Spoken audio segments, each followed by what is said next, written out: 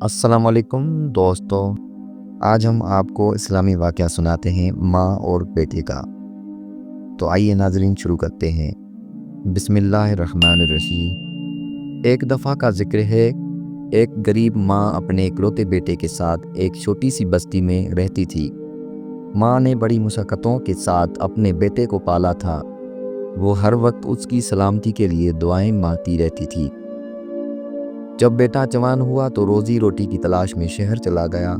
ماں نے اسے دعاؤں کے سائے میں رخصت کیا۔ شروع میں بیٹا ماں کو خط لکھتا رہا، کبھی کبھی فون بھی کرتا، لیکن آہستہ آہستہ دنیا کی رنگینیوں میں کھو گیا۔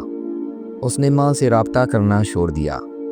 ماں روز دروازے کی طرف دیکھتی اور کہتی، میرا بیٹا آج ضرور آئے گا۔ اس کی آنکھوں میں امید کے دیے جلتے رہتے، لیکن بیٹا نہ آیا۔ 23 سال گزر گئے۔ ایک دن بیٹا واپس آیا۔ وہ اب کامیاب، مالدار اور دنیا دار بن چکا تھا، لیکن گھر پہنچ کر اس نے جو منظر دیکھا وہ اس کی روح کو ہلا کر رکھ گیا۔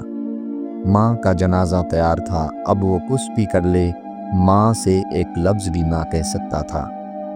وہ ماں کی قبر پر گرا، روتا رہا، ماں مجھے معاف کر دو، میں لوٹ آیا ہوں۔ اپنی ماں کو کبھی نہ بھولو۔ سبق: اپنی ماں کو کبھی نہ بھولو، ان کے دعاؤں کا نعم البدل دنیا کی کوئی دولت نہیں۔ جب وہ زندہ ہو تو ان کی قدر کرو، ورنہ پوری زندگی پچھتاوے میں گزر جائے گی۔ اگر آپ کو میری یہ ویڈیو اچھی لگی تو پلیز میرے چینل کو سبسکرائب، لائک اور کمنٹس کریں، اور اپنی رائے ضرور دیں۔ اللہ حافظ۔